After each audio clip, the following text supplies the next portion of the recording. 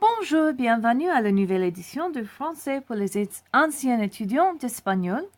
Aujourd'hui, on va discuter le passé composé pour les verbes pronominaux. So today we're going to look at the passé composé for reflexive verbs. Vous aurez besoin de, bien sûr, votre cahier et un crayon ou un stylo. Puis, s'il vous plaît, ouvrez à la prochaine page. Pour moi, c'est la page 60. Et comme toujours, la date, s'il vous plaît, c'est le 21/3/17. And rather than put the title of this section in French, I'm going to put it in English, and I have a very specific reason for this. So, s'il vous plaît, reflexive, passé, composé. And the reasoning for this is the following. If you've watched the other videos, I've made a very big deal out of the passé composé. 2 names, 2 parts.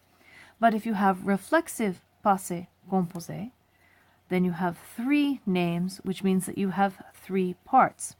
Now let's talk about that. Il y a 3 parties.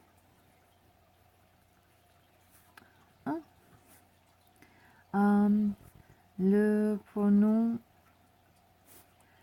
réfléchi. Okay, the reflexive pronoun, and this must, please capitalize that, underline it 3 times. It's super important. This must agree with the subject. Okay? Le deuxième partie, c'est le verbe auxiliaire, auxiliaire. And because this is the reflexive passé composé, you will use the present tense of être. Because remember, the 16 Vandertramp verbs and the reflexive passé composé 16 Vandertramp verbs and reflexive verbs are the only verbs that use être in the passé composé. Then we have le participe passé,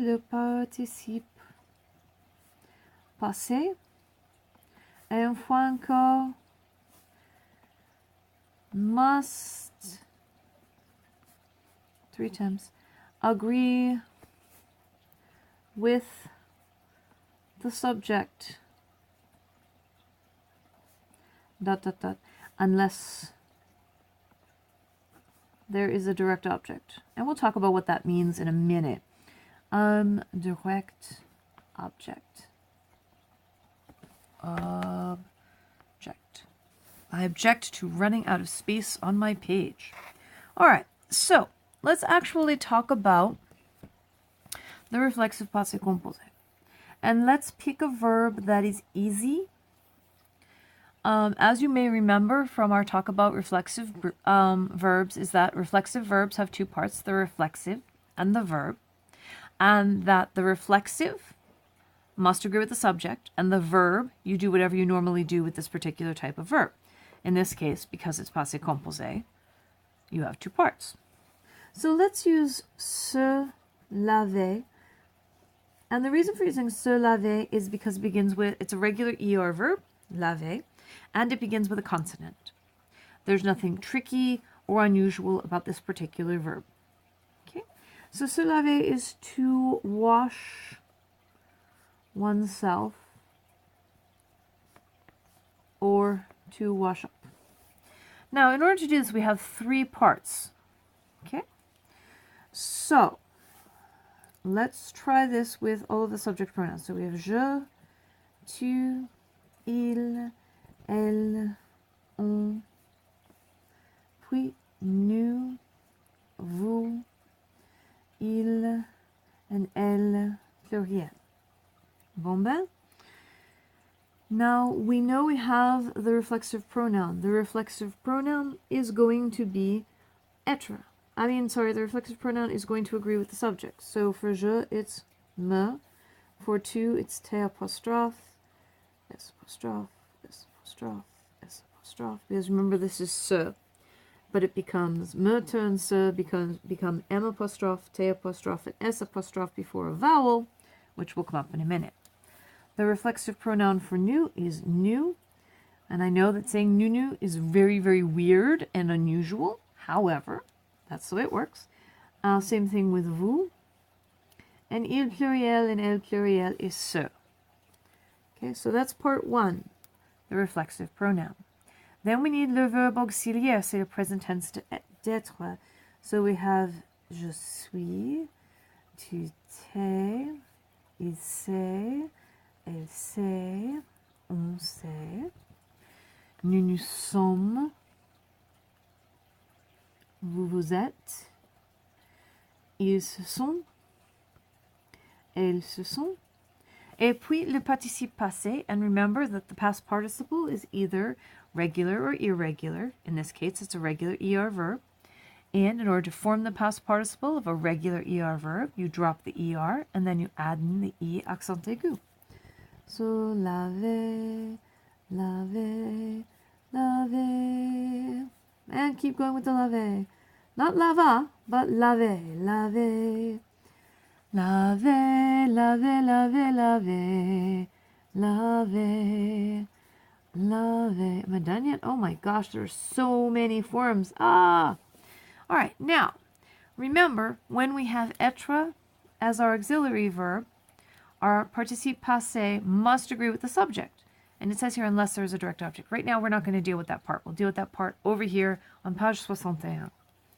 So, je me suis lavé. And just like we did over here, you remember how we did this where we had the optional e's and the optional s's? Let's put in our optional e's and s's. Je me suis lavé, always singular, sometimes feminine. Tu t'es lavé, always singular, sometimes feminine. Il s'est lavé, always singular, always masculine. We don't need an optional e. Elle s'est lavée, always singular, always feminine, so we need the e. On s'est lavé, remember, we have the optional e and the optional s. And if you find that I'm doing this by mistake, adding an s to a past participle with on, put a comment in the comment section so I can annotate my video here, okay? Merci. Nous sommes lavés. Sometimes feminine, always plural, so you need the S. Vous vous êtes lavé, sometimes feminine, sometimes plural, because remember you have the plural, second person plural, you, or we have the polite you. Ils se sont lavés, always plural, never feminine. And elles se sont lavées, always feminine and always plural. Okay?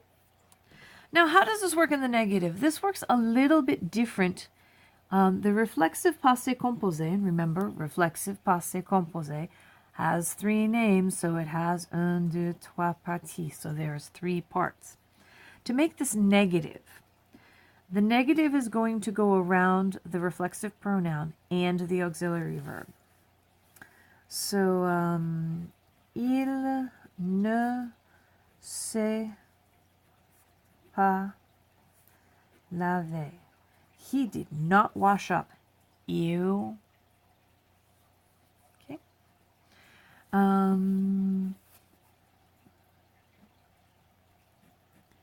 Elles ne se sont pas lavées. Okay, so that's how this looks in negative context, singular and plural. All right, avec objet direct. Okay, with a direct object.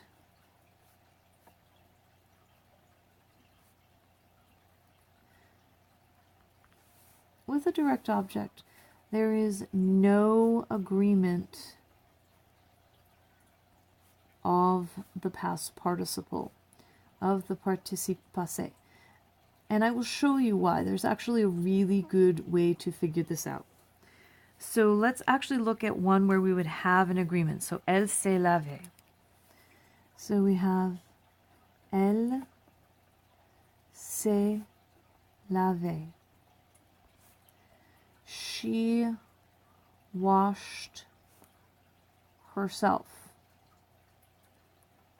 Or she washed in either case, the person who is doing the action is also receiving the action. That's what the c'est is for. She's doing it to herself. All right? But how about if she washed her hands? Elle s'est lavé les mains.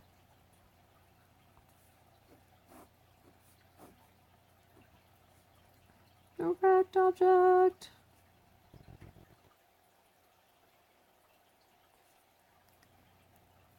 Oh dear, it's a direct object. And what this means is she washed her hands.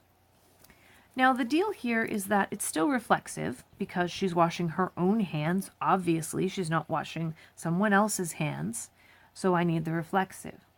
However, the object of the washing is no longer herself. It's specifically her hands. And that is why when there is a direct object, you do not need to agree the past participle. This also works when it's negative. And in the negative, nous ne nous sommes pas lavé les cheveux. We didn't wash our hair. Now you still need a reflexive verb. Okay. Still need a reflexive verb because you are washing your own hair, or in this case, you didn't wash it. And the same thing would be up here if she didn't wash her hands. Elle ne s'est pas lavé les mains. Okay. So we still need the nous because we're doing it to ourselves, but we're not only washing ourselves. So it's not being specific. We're washing the hair. Okay, we didn't wash our hair. So this is why there is no agreement with a past participle. Okay? Pretty much that's how it works. It does require a little bit of thought, but it is not difficult. Remember, passé composé, 2 names, 2 parts. Reflexive passé composé, 3 names, 1, 2, 3 parties. 3 parts. Okay? S'il vous plaît, à l'indice. La date. 3, 2, 1, 17. And this is reflexive passé composé. Et ça, c'est page 61. Merci. Au revoir.